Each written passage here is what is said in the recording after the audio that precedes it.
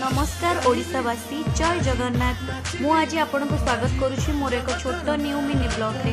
आज आम चलू पूरी ये देखो बाट टिके रिफ्रेश होगाकू चा पीलु 3टा राति एंड देखु ये पुरी रे आमे पहुँची गलु।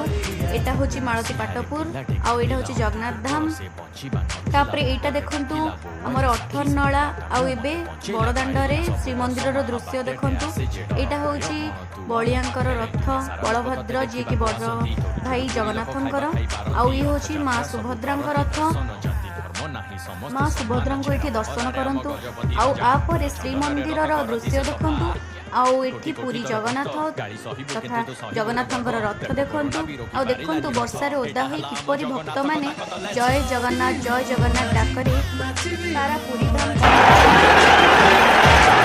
मिनी ब्लॉग ता एंड करछि आउ आ पर जहाँ भी करछि सेटा नेक्स्ट मिनी ब्लॉग रे रहउछि। जय जगन्नाथ।